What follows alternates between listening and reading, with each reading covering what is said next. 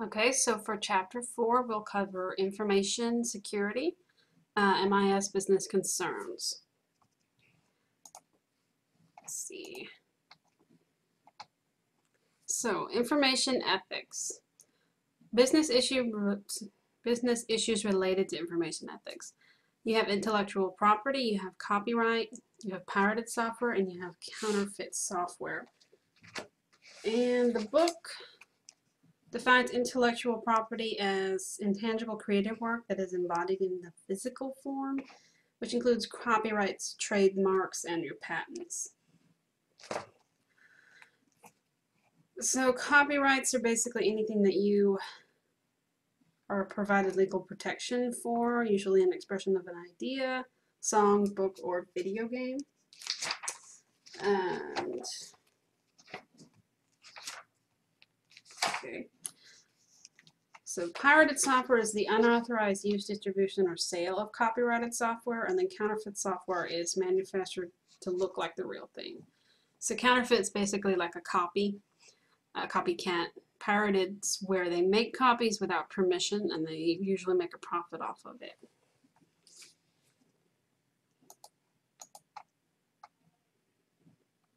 Okay. Now, in information ethics, you also have issues with privacy and confidentiality. Ethics is the principles and standards that guide our behavior towards other people. Ethics, they're not always cut and dry. Sometimes something that's ethical is not necessarily legal, and something that's legal is not necessarily ethical. So a lot of ethical issues, they have a lot more that go into whether it's right or wrong than just whether the law says it's right or wrong. And I give information on that here.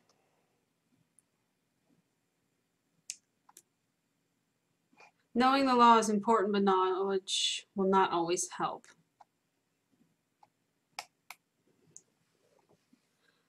But some of the ethical issues present are privacy issues, which is your right to be left alone. You shouldn't have to deal with people watching over your shoulder, knowing every website you visit, every person you talk to online and what you tell them. You have a degree of privacy you expect when you use technology and the internet. When you email someone, you don't expect to have people monitoring what you send to them and using that to, market you ads or spy on you. Confidentiality, information is only available to those authorized to view them. So you don't perceive that, Google is viewing and reading your emails. You perceive more that they're just sending your emails. So there's an ethical issue there where Google might argue that they're storing those emails on their servers. They have the right to view them whenever they feel like, where you may say that I did not agree to have my emails reviewed whenever you like. So here are some examples of ethically questionable or unacceptable information technology use. So like a lot of this, you may perceive it as ethical. You may say there's nothing wrong with that. You may look at it and say, no, that's completely wrong. You shouldn't do that. For instance, say your friend or a classmate that you kind of know works for Lamar and is looking at your personal information, such as your schedule. You might personally have no problem with that, but what if that person is using the schedule to spy on someone, to follow them around, harass them? There's good and bad in that situation. It might just be they're able to access information and they're not, so maybe that doesn't bother you. But there's the potential for them to access certain information that you may not want them to have that access. And then employees destroy or steal proprietary organization information. The creator of Bratz dolls, when he was coming up for the concept, he worked for Barbie. So Barbie consequently sued Bratz dolls and won. Because the thing is, it may have been his concept, but he was using their materials, their time. He was collaborating with people there, maybe not on that idea, but he was gaining ideas from them. So technically, they had a right to a portion of that idea. You may not see that as ethical because, you know, it's your idea. You came up with it. But, you know, Barbie sees it as they gave part to that idea in some way. And usually when you work with those companies, you sign a contract saying that any ideas that you come up with while you work for them belong to them. Just like Facebook has a clause that any pictures you upload belong to them. That might be something you might consider. Individuals copy, use, and distribute software. So you may see no problem with, you know, making a copy of a game and giving it to your friend, but does that make it right? Okay, those are some examples. There's more in the book on page 135. Okay, information does not have ethics, people do. So the information is not going to make itself ethical.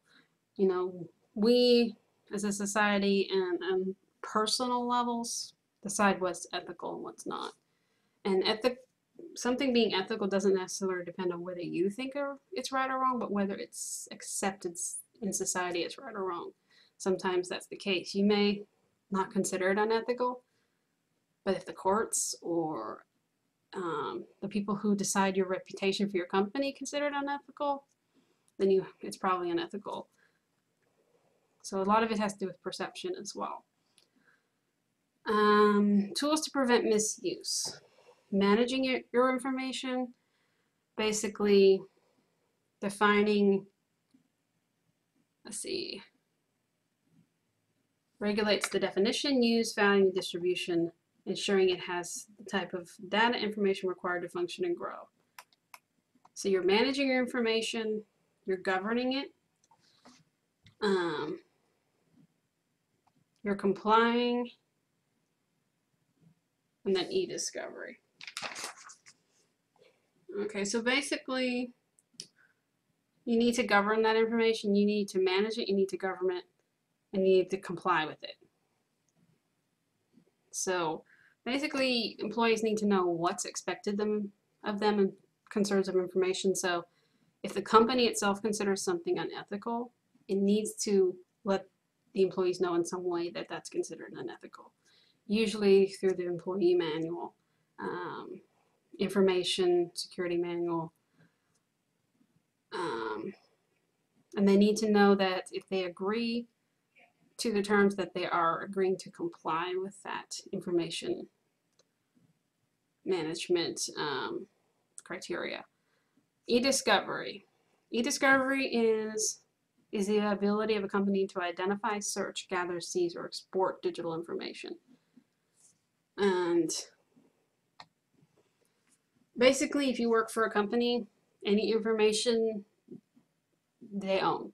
You know, any emails you send through their email accounts, any files you open, any websites you visit, all of that, they have the right to view and read by law. Because it's on their servers, it's on their internet, it's theirs. So you have to keep it in mind when you're at a job, what you're doing, what you're saying, what you're sending. Because if it's perceived as a conflict of interest, if it's perceived unethical, you'll be held accountable. And digital information can be used in court. So emails can be used in court, files, data files, if you've ever watched CSI, you know, they can recover data that's been deleted. Data's not gone until it's deleted from all the hard drives that it exists on. So just because you delete a file, if you send it over the internet, it can be on many different hard drives. So there's no way to get that back. So they had a problem once where some scientists got in trouble because they were emailing each other back and forth talking about something. I can't remember what it was. But basically what happened was they deleted their emails when they were done with them, but they were still stored on the server. So somebody hacked the server, got the emails, sent it to a news group, and these scientists were apparently doing something unethical, and they got in a lot of trouble for it. So just because you delete it doesn't mean it's gone. Okay, some information-based laws are on page 138, figure 4.3. It's good to understand those laws and what they mean. Um, Three important ones are the Electronic Communications Act, which was 1986, Communications Privacy Act. Employees have no right to privacy when using their company's computers. By law, you have no privacy at work, no privacy rights. Sarbanes-Oxley, you'll see that quite often if you take other business courses. It required companies to implement extensive and detailed policies to prevent illegal activity, and then they have to respond in a timely manner to investigate illegal activity. So they can't just see that their database was hacked and do nothing. They have to, let you know within a timely manner that something's happened. The Fair and Accurate Credit Transactions Act of 2003. Basically, you get a free credit report each year. That doesn't mean credit score, credit report. They're two different things. They cannot put your full credit card on the receipt anymore. And lenders and creditors have to take action before a victim knows a crime has occurred. So if they detect maybe their system's been hacked, or maybe someone loses a flash drive, or maybe they see someone's using your card in China, they have to notify you. And you are legally allowed to have a 90-day, I can't remember what it's called. You can put it on your credit report where no one can open new credit on your credit account without asking you first. So they have to call and confirm with you before they can actually open any new credit accounts. So it's like a credit protection. Okay. And just read through those laws and understand what they mean. Okay, information management policies. Organizations strive to build culture based on ethical principles. E-policies are policies and procedures that address information management along the ethical use of computers and internet. So this has to do with policies involving information management and information use. You need, like I said before, you need to have policies in place that let employees know what's expected of them, what they can and cannot do, but they also need to know the consequences if they do something. And that's where these policies come in. So you have your ethical computer use policy, which is general principles on, using the computer. If you can or cannot access Facebook, or if you can or not, that has more to do with the social media, but computer use is, you can only use a computer to log on to company software. You can only use it to access company email. You can't access personal email. Information privacy, you can't share company documents outside the business. You can't take certain documents home. Acceptable use policy, that's where you can't, if you're not allowed to access Facebook. State employees, they actually are not allowed to access any personal websites. They cannot access personal email, cannot access Facebook, they're not supposed to access anything but company software and company websites. And they usually monitor this, and if they catch through, usually it's termination or a warning start.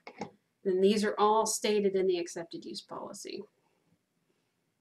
Now the accepted use policy is also something that you usually agree to before you can use the service. So you'll usually sign that when you come onto an organization. You also sign it when you use Wi-Fi hotspots. If you go to the hotel and you use the Wi-Fi, you're going to sign an acceptable use policy. And then there's email privacy policies.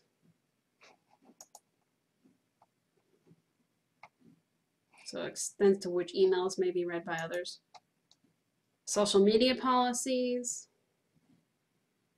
So it governs employee communications online, so they can monitor You know, if you make your post public on Facebook, they can monitor your Facebook posts. And then workplace monitoring, pretty much it happens. If you don't like it, then you just don't work there. You know, like I said before, you are not given privacy when you are using work computers. Okay, protecting intellectual assets. Downtime can cost a lot of money. Downtime is not just natural disasters. You have things like power outages, you have network failures, you have some examples I gave where you have static electricity, viruses, corrupted data. There are any number of things that cause the system to go down. There's a full list on page 146. It needs to be planned for both proactively, meaning to prevent it, and to plan for it ahead of time. And then it needs to be planned for afterward. You know, what are you going to do if it does happen? And then information security is used to combat downtime. If you can secure the information, downtime might be kept to a minimum. You know, if you can prevent hacking, maybe you can back up the data so that if it does go down, you can pull it right back up. If there's a power outage, maybe you have a surge protector on the computer or a backup battery, and that way you don't actually lose the system. So how much can downtime cost your business? It can cost you financially, it can cost you in your reputation, and can cost you legally. An example I gave is the PlayStation Network. In 2011, they went down from April to May. It cost them a reported $171 million. I mean, they lost some players who weren't buying add-ons, not buying videos, not buying games. They're not using the virtual reality interface and buying content there. So, and then they had to put money out to fix the problem. They still had to pay their employees, and they had to pay to mediate afterward. You know, they had to offer something to make their customers happy again, because some were paying subscription fees, which they had to refund. So there's a lot that can go into downtime. So it's cheaper to prevent it. Okay, so security threats caused by hackers. Hackers will often cause an elevation of privilege. They'll mislead the system into granting them unauthorized access. They'll pose as the wrong kind of user or find a backdoor into the system. Hoaxes, they'll transmit a virus hoax with a real virus attached, pretending to be a virus scanner, which is actually a virus. Malicious code, viruses, worms, Trojan horses. You have spoofs, which are basically emails that pretend to be authentic emails from an actual sender, which are not. And then you have spyware, which basically track what you're doing online. Often the idea behind spyware is that they can monitor the software to see how you're using it and improve it, but really they usually use it to monitor how you're misusing the software. Common forms of viruses. You have backdoor programs, which find a back way into the network or open up a back way. You have denial of service attacks, which flood a website with a bunch of requests, cause it to crash. And you also have denial of service attacks that involve multiple computers that flood a website with so many requests of service that it slows or crashes. Trojan horses, they self-replicate. Basically, that's where you might have a virus scanner that says it's scanning for viruses, but it's actually a virus. Worms, they tend to spread themselves. They do not have to be sent or attached. Once they get on your computer, they can replicate themselves. Either they might attack through your email and send themselves out to all of your friends, or they might be on your network at work and attack all the computers on the network. Some other examples I gave are keyloggers. Keyloggers will log your keystrokes and send them back to the host. So if you log into your website, they can see now what your password is and what your username is. Cookie grabbers, those are kind of a pain. You can go to a website and they'll grab your cookie out of your browser without you even knowing. So maybe you have your login saved for your bank. Well, now they're on a computer that thinks they're logged into that bank as you. So banks tend to have a protection against that now by automatically logging you out when you leave, but there's still problems cookie grabbers can cause. You know, if you have a World of Warcraft account and you don't want it hacked, you know, something like that. The first line of defense are the people. You know, most errors in a system are user related. The big problem with users is first you have insiders who may purposely give out their information or may accidentally. You know, writing your passwords on a piece of paper you keep in your desk. Maybe you share your password with someone you trust, or you leave your account logged in and you forget to lock your computer. You didn't intend to allow that person to access the system, but you did. The big thing about leaving your computer logged in is if you work for a place that has the user logins, if your user account does the hack, it's you. You left it logged in, that's still considered you did it because they have no proof that you didn't. So be very careful with your student accounts, especially leaving them logged in. Social engineering hackers are usually some of them can be very socially skilled, so they can kind of make you believe that they're not going to do anything. Maybe they forgot their password, you know, kind of like you go to work and someone says, hey, I forgot my key card, can you buzz me in? You know, do you trust that person? Dumpster diving, you know, they'll go through your trash, get information. One of the things in Port Arthur, Texas that they've seen is someone on bikes going down the neighborhood and watching for trash or watching for unlocked cars. And then they just grab something, stick it in their jacket, and they drive off. So you have to be real careful about what you put in your trash. Information security policies identify the rules required to maintain information security, and then a security plan. How you'll implement the security policies. So again, you need to inform people. They need to know what's expected of them. You know, make sure they know what type of information attacks there are. They understand, you know, to log out of their accounts when they're done, and to know how to know what a phishing website is and a spoof email. You know, you have to inform people so that they don't become a problem in the system.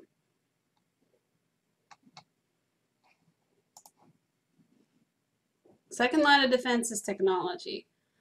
You can authenticate and authorize, prevent and resist, and then detect and respond. First, authentication and authorization. Identity theft is where someone's pretending to be you. It's one of the biggest attacks online in terms of theft and hacking. A lot of people's identities are stolen every year. In fact, they had an issue that was reported on the news where a couple went to file their taxes and somebody had already claimed their baby as a dependent who had just died recently. Apparently there was a database where all deceased children had been reported, and that person got their information and put them on their own taxes. And it was over a year before they got it fixed. So identity theft is a problem. You know, kids, if you have kids, check their credit reports each year. You may not think anyone would be able to, but there's people who steal kids' kids' social security numbers, and they're able to get bank accounts. They're able to get credit cards. So be sure to check credit reports. Phishing is a technique where they use an email to look like a legitimate email. Maybe eBay emails you and says, hey, your account's been hacked. We think there's unauthorized activity. We've locked your account. Send us your personal information so we can open your account. That's a phishing email. They usually look really legit, but they're not. There's usually little subtle problems in the email. Farming is where they reroute a legitimate website to a non-legitimate website. So you got to pay attention when you're logging into any website, because they can hack and get in there and redirect. Here's an example of a phishing website, or a phishing email, sorry. Questionable sender address. See, it says at reply, it doesn't say at ebay.com. It has all this other stuff in there. It says ebaybid.com. They try to create a sense of urgency, saying it's marked as fraudulent, you will pay the fee from the financial transactions. So they're trying to make it urgent to where you won't take time to think about it and review before you go giving them information. A lot of times the dates will be kind of formatted weird. They may have bad spelling, bad formatting.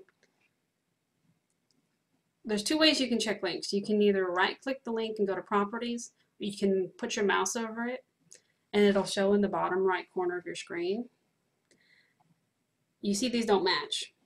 When you create a hyperlink in an email, you can state what text you want to show. So you can put a fake web address as the text, and you'll think it's just a hyperlink, when actually it's not. It's a fake website. So you don't want to click that email because, one, you may not log in, but they may have a virus that you download once you click it. Here's an example of a farming website. They've actually created a fake address bar that made it look like the legitimate address. But one thing with a secure website like PayPal you can watch for is there's no secure icon in the bottom right corner. There should be a secure icon, because see, this is HTTPS. It's kind of hard to see, but it's HTTPS up there. That's a secure web link. It should have a secure lock icon down here. So you just have to watch for little subtle differences, and when you go to log in, try to see if you can see that switch over all of a sudden. Farming, they can be real hard to spot. Authentication and authorization. So the way to protect users is to authenticate their accounts. Banking websites have some of the most bothersome logins you can have. They make you have so many characters. You have to have a capital and a special symbol, and you have to have so many numbers. And then some sites make you change it every month. I had a login once where I had to change it every month, and you could not have your last 12 passwords have been the same. So you have to have a different password for every month of the year. It was a pain. But while it may be a pain, it helps protect you from unauthorized access. Users know their user ID and password, and the user usually has maybe an ID card to get into a protected area. You may scan and it opens the door. The problem with those two is they can be stolen. Something that's part of the user is harder to be stolen, like fingerprints, eye scanning. It's hard to seal those, but they can change. You might burn your fingertips, or you might sand your fingerprints off by accident. I mean, it happens. I knew someone who burned her fingertips on a flat iron and burned her fingerprints off. She grabbed the hot part of the flat iron trying to pick it up by accident. And I burned my fingerprints. They luckily grew back severely when I grabbed a pan where the protective handle had to come off, and I didn't know. And it can happen. So these are ways to protect users, but they're not infallible.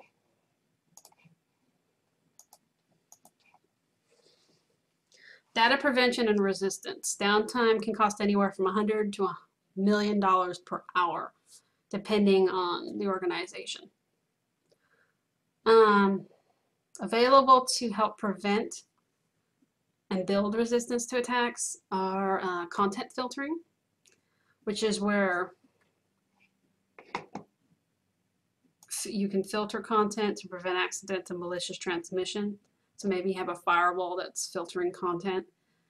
Encryption, you can encrypt data to where it can't be read by just any user. You know, CIA uses a lot of encryption. Firewalls, again, you know, they're going to filter data as it goes in and out. Usually, if you have a router attached to your modem, like if you have cable internet or DSL, you have a modem. That's where your internet connects. Then you can have a router that you can have like a wireless signal or other devices to connect to it. The router is going to have a firewall built in, and usually your modem will have one. Depends on the modem.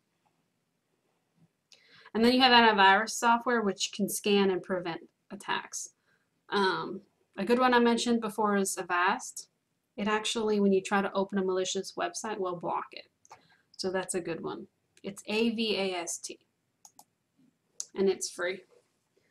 Detection and response. Intrusion detection software can actually shut down a system to prevent a worm or a virus from, you know, destroying the system, or, you know, a worm can dig through the system. It can also block a user that's accessed the system from accessing anywhere else, and can also store information about that user that accessed the system. So again, that's ethics and information security.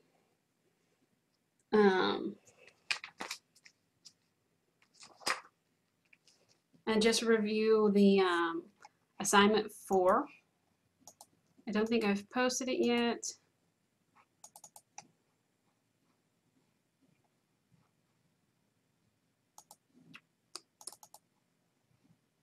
But I will get that posted. Assignment 4, I believe, has to do with disaster recovery planning.